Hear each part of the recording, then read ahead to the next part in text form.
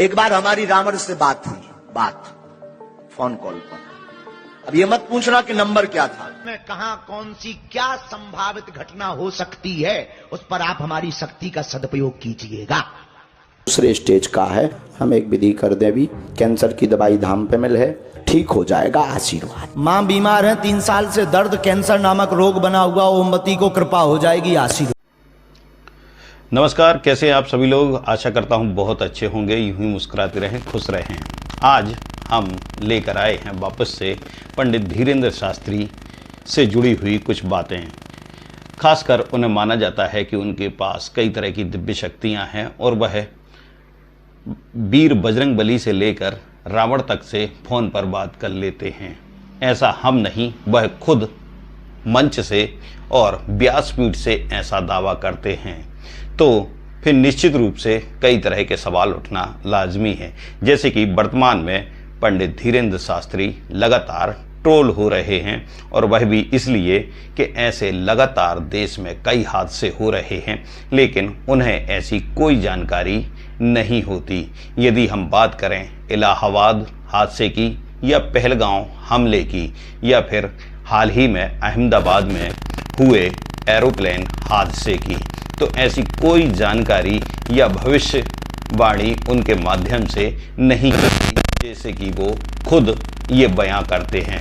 हम बात कर रहे हैं हाल ही में जब उनके खुद के जन्मदिन की तैयारियां चल रही थीं, तो बागेश्वर धाम में एक पंडाल गिरता है और उसमें एक व्यक्ति की जान चली जाती है और 8 लोग घायल होते हैं। हालांकि यह संख्या सभी मीडिया कर्मियों की अलग अलग है, लेकिन जो आंकड़े हैं, जो भर्ती हुए हैं, उसमें 8 लोग घायल बताए जा रहे हैं। यह हादसा होने के साथ ही एक बार फिर पंडित धीरेंद्र शास्त्री, जो कई तरह की दिव्य शक्तियों के माध्यम से लोगों की भविष्य की बातें बताते हैं और यह खुद बयां करते हैं, कहीं ना कहीं एक बार फिर ट्रोल होने लगते हैं। उन पर आरोप लगते हैं कि आखिर ऐसी क्या कंडीशन बनती है कि जब भी हादसे होते हैं तो उन्हें किसी तरह की भविष्य की जानकारी नहीं होती। हम यूं कहें दूसरे शब्दों में कि लगातार इस तरह बड़ा चढ़ा कर दिखाने में क्या उनकी दिव्य शक्तियां कम हो रही हैं। हमारी रावण से बात हुई, और सर में मारो, अब सर में भरा मारो। दशानंद जी, माय डियर, कैसे हो? उन्होंने कहा हेलो, बागेश्वर वाले बोल रहे हैं। हमका जी, हमका कहो भैया कैसे हो? हमने बुंदेली में बात करी, रावण ने भी हमसे बुंदेली में बात की। हम तो ठीक है भैया, हाथ तो उनमें फटर फटर हो गो। हमने कहा भाई साहब दसई मोह से बोल रहे का? कि सर में मारो जरा, गला पकड़ इसका, गला पकड़। तन है सब हिंदू एक हो जाओ और पत्थर मारने वालों के घर पर बुलडोजर चलवाओ। पंडित धीरेंद्र शास्त्री छोटे से संत से रहकर अपनी दिव्य शक्तियों का हवाला देते हुए लगातार आगे बढ़ रहे हैं। सिर्फ 26 साल की उम्र में उन्होंने न सिर्फ देश में बल्कि विश्व के कई कोनों में अपनी कथाएं की, लेकिन अब इस साल लगातार उनके खिलाफ माहौल बन रहा है, क्योंकि जिस तरीके से हादसे हो रहे हैं और जिस तरह से वह भविष्यवक्ता या अपनी दिव्य शक्तियों के माध्यम से भविष्यवाणी करने का दावा करते हैं, अभी तक उनकी तरफ से एक भी ऐसा कोई संदेश या दावा नहीं किया गया जिससे बड़े हादसों को रोका जा सके। हालांकि यदि इस वीडियो को देखेंगे तो उसमें वह खुद भी यह बात कर रहे हैं कि यदि रक्षा मंत्रालय को भी उनकी ज़रूरत लगेगी तो किसी भी तरह के आक्रमण या फिर सैन्य सूचनाओं के बारे में वह जानकारी दे सकते हैं। हालांकि वह किसी सेना के रूप में नहीं, बल्कि अप्रत्यक्ष रूप से सरकार का संत के रूप में ही सहयोग करेंगे। देश का क्या भला होगा।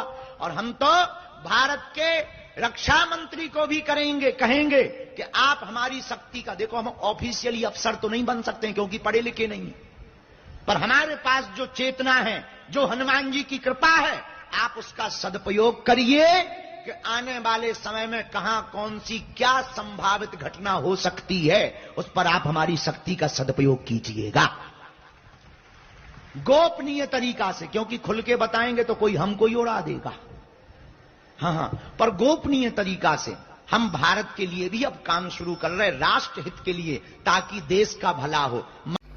यहाँ बात एक तरफ दिव्य शक्तियों की हो रही है, दूसरी तरह यदि बाबा बीरेंद्र शास्त्री को हम देखें तो वह कई तरह की बीमारियों को भी खत्म करने का दावा करते हैं। छोटी मोटी बीमारियां तो अपनी जगह हैं, जैसे भूत पलीत, लेकिन अब वह कैंसर जैसी लाइलाज बीमारी को भी खत्म करने की बात करते हैं और कोई बड़ी दवा या बड़ा कारण ना बताते हुए सिर्फ झाड़ फूंक से ही यह बताते हैं कि आप जाएं और यह बीमारी खत्म हो जाएगी। फिर सवाल उठता है कि जब झाड़ फूंक और पंडित धीरेंद्र शास्त्री के हाथों या उनके सामने आने से कैंसर जैसी बीमारी खत्म हो रही है, तो फिर इतने बड़े बड़े मेडिकल कॉलेज या फिर अस्पताल खोलने की जरूरत क्या है? कैंसर रोग है, दूसरे स्टेज का है, हम एक विधि कर दें अभी, कैंसर की दवाई धाम पे मिल है, ठीक हो जाएगा, आशीर्वाद। माँ बीमार है 3 साल से, दर्द कैंसर नामक रोग बना हुआ, ओमवती को कृपा हो जाएगी, आशीर्वाद। ये अखंड ज्योति जलाएं, 50 ग्राम देसी गाय के गोमूत्र में 2 खड़ी हल्दी की गांठ पीस करके मिला करके रोगी को पिलाएं, लाभ 100% होगा, आशीर्वाद। और फिर हम जब पीछे जाते हैं तो साल 2022 में जब नागपुर में पंडित धीरेंद्र शास्त्री अपनी कथा करने के लिए पहुंचे, तो वहां जो अंधविश्वास के खिलाफ एक संस्था काम कर रही है जिसमें श्याम मानव हैं, उन्होंने भी उनकी जो दिव्य शक्तियां हैं, जिस तरह से वह भविष्यवाणी करते हैं, लोगों का भविष्य बताते हैं, उसको लेकर उन्होंने एक चैलेंज किया। उनके चैलेंज को स्वीकार करते हैं तो श्याम मानव जो हैं अंधविश्वास के खिलाफ जो लगातार जंग लड़ रहे हैं, वह उनके सामने नाक रगड़ेंगे और इतना ही नहीं, वह उन्हें लाखों रुपए का इनाम भी देंगे और जो संस्था वह चला रहे हैं वह संस्था भी बंद कर देंगे। उनका सिर्फ इतना कहना था कि वह एक कमरे में बैठ जाएं, उनके सामने हम 10 लोगों के लेकर आएंगे, उनका भविष्य भले ही ना बताएं, सिर्फ उनके नाम बता दें। दूसरी तरफ एक बाजू के कमरे में क्या क्या सामान रखा है यदि वह भी बता देते हैं तो हम उनके गुलाम हो जाएंगे और जैसा वह कहेंगे वह करने के लिए स्वीकार हैं। लेकिन श्याम मानव जी के इस चैलेंज को उन्होंने नहीं माना और जब उनकी कथा खत्म हुई तो वह कथा छोड़कर रायपुर चले गए। हालांकि बाद में पंडित धीरेंद्र शास्त्री ने कहा कि यदि वह ऐसा करना चाहते हैं तो रायपुर आ जाएं, लेकिन इसके लिए श्याम मानव ने मना कर दिया। उनका कहना था कि यदि यह सब होता तो निश्चित रूप से कई तरह की हकीकत सामने आती। हिंदू मानते थे। एक तो अपने आप को सनातनी हिंदू कहता हूं, महात्मा गांधी भी अपने आप को सनातनी हिंदू कहते थे और स्वामी विवेकानंद जी भी अपने आप को सनातनी हिंदू कहते थे।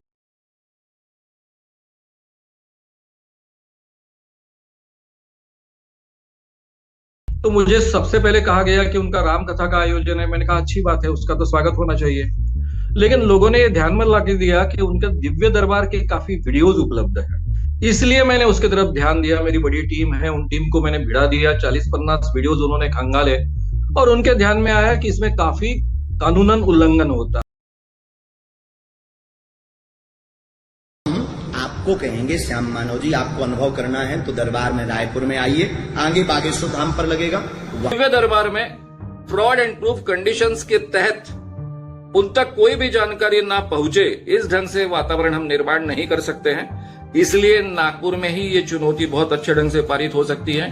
इसके पीछे 2 कारण हैं। महाराष्ट्र में जिस ढंग की पुलिस यंत्रणा काम करती है, जिस ढंग की लॉ एंड ऑर्डर, यह सब बताने के पीछे किसी की आस्था या विश्वास को ठेस पहुंचाना नहीं, बल्कि सिर्फ इतना उद्देश्य है कि अंधविश्वास को उतना ही माने जितना जरूरी हो। कहीं कोई जबरदस्ती अंधविश्वास की आड़ में आपसे खिलवाड़ ना कर रहा हो, क्योंकि आस्था को लेकर चाहे वह हिंदू धर्म हो या मुस्लिम धर्म हो या ईसाई, किसी भी धर्म में हो, इस तरह के लोग की संख्या बढ़ती जा रही है। यह किसी की भी आस्था को ठेस पहुंचाती है। हम यहाँ किसी का दिल दुखाने या फिर किसी को ठेस पहुंचाने की बात नहीं कर रहे, सिर्फ इतनी बात कर रहे हैं कि किसी पर भी उतना ही विश्वास किया जाए या उनकी बातों पर उतना ही विश्वास किया जाए जितना कि जरूरी हो। किसी धाम को जरूर माने, लेकिन जब कोई व्यक्ति उस धाम को अपना नाम देने लगे या उस धाम को अपने नाम से पहचानने के लिए कहने लगे तो कहीं ना कहीं इस पर सोचना जरूरी है। हमसे जुड़े रहें इनसाइट स्टोरी के लिए। भानु ठाकुर ऐसी और कहानी और रिपोर्ट को देखने के लिए हमारे चैनल को सब्सक्राइब जरूर करें।